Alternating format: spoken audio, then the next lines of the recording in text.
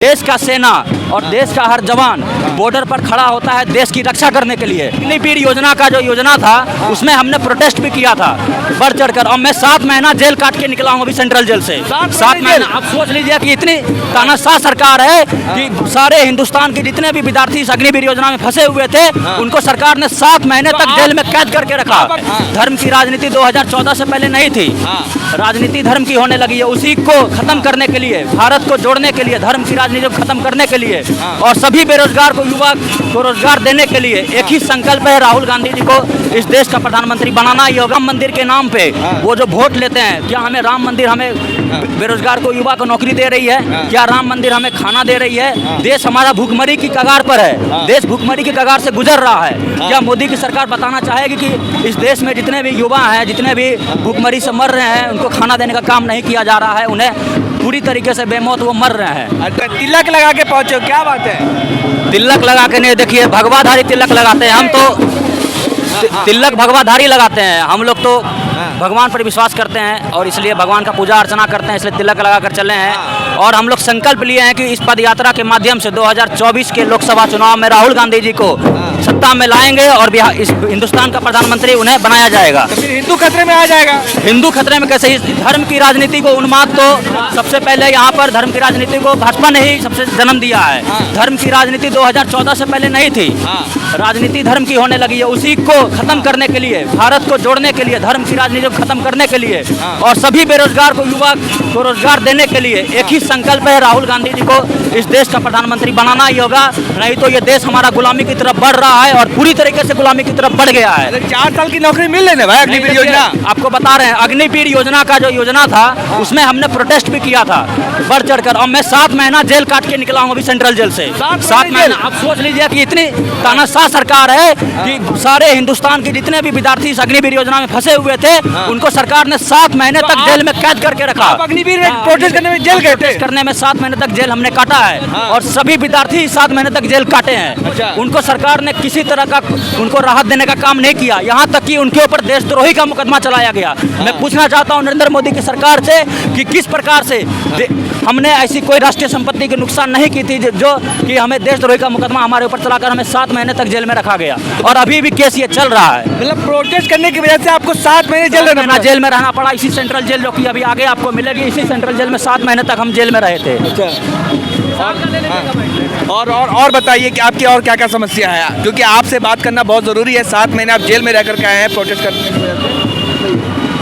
समस्या देखिए कुछ नहीं है, ये भारत जोड़ो यात्रा है तो मैं भारत जोड़ो यात्रा पर ही बात करेंगे। तो भारत जोड़ो यात्रा का सिर्फ एक ही मकसद है कि ये धर्म की राजनीति हमें खत्म करनी है और ये राजनीति जिन्होंने जन्म दिया है उनको जड़ से उखाड़ को फेंकना है। और राम मंदिर के नाम पे वो जो वोट लेते हैं, क्या हमें राम मंदिर हमें बेरोजगार को, युवा को नौकरी दे रही है? क्या राम मंदिर हमें खाना दे रही है? देश हमारा भूखमरी की कगार पर है, देश भूखमरी की कगार से गुजर रहा है। क्या मोदी की सरकार बताना चाहेगी कि इस देश में जितने भी युवा हैं, जितने भी भूखमरी से मर रहे हैं, उनको खाना देने का काम नहीं किया जा रहा है? उन्हें पूरी तरीके से बेमौत वो मर रहे हैं। तो कांग्रेस भाई कि आत्मनिर्भर बनिए। आत्मनिर्भर कैसे बन सकते हैं? आत्मनिर्भर ये देश ऐसे ही पिछड़ापन है, शुरू से ही पिछड़ापन देश है ये। तो आत्मनिर्भर आखिर कैसे बन सकते हैं हम? अमेरिका तो है नहीं, इजराइल तो है नहीं, तो हमें आत्मनिर्भर कैसे बनेंगे?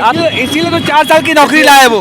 4 साल की नौकरी करके हम क्या करेंगे? 4 साल की नौकरी हम करेंगे, फिर से हमें बैठा दिया जाएगा, फिर से हम वही बेरोजगार हो जाएंगे, फिर से वही बेरोजगारी हो जाएगा हमारा। 4 साल की नौकरी करके क्या करेंगे? देश का सेना और देश का हर जवान बॉर्डर पर खड़ा होता है देश की रक्षा करने के लिए, बल्कि उन्हें ये नहीं चाहिए कि हमें 4 साल का नौकरी करना है। अगर उन्हें नौकरी ही करना होता तो किसी प्राइवेट सेक्टर में जाके नौकरी करते, अपनी जान की आहुति देने के लिए वो बॉर्डर पर नहीं जाते। अच्छा, 4 साल की नौकरी का कोई फंडा ही नहीं है। ये तो सरकार, हमें लगता है कि सेना को भी ठेकेदार की तरफ बेचने का काम कर रही है। जिस तरीके से उन्होंने सेल को बेचा, बेल को बेचा, यहाँ तक कि रेलवे को भी बेच दिया।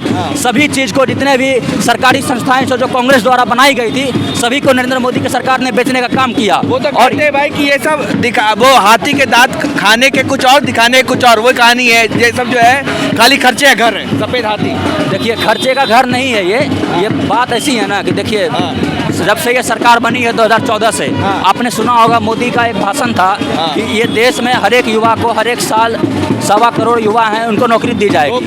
2 करोड़ रोजगार दिया जाएगा। मैं पूछना चाहता हूँ कि अभी तक कितने लोगों को रोजगार दिया गया है? आज देश का हर युवा सड़क पर है, सड़क पर आज उतरा हुआ है, उन्हें रोजगार नहीं मिल रहा है। आप किसी भी क्षेत्र में चल जाइए, कहीं रोजगार नहीं है, सब प्राइवेटाइजेशन कर दिया गया है, सबको जो है सरकार बेच चुकी है। अब एक ही है कि आप जाइए किसी भी कंपनी में 10,000 और 20,000 की नौकरी कीजिए और चले आइए। यही सरकार की योजना है और शुरू से ही योजना रही है। तो देखिए कि एक नौजवान है हमारे साथ, इनको जेल जाना पड़ा सिर्फ इस वजह से क्योंकि इन्होंने प्रोटेस्ट किया था जब अग्निवीर योजना आई थी, जो 4 साल के लिए अग्निवीर में भर्ती होता था, उसको लेकर बिहार में सबसे ज़्यादा प्रोटेस्ट हुआ था, सबसे ज़्यादा जो है विरोध हुआ था। इसी को लेकर इनको जेल जाना पड़ा। कुछ और युवा हमारे साथ हैं। आखिर युवा आज आप क्यों जुड़े हैं भारत जोड़ो यात्रा से?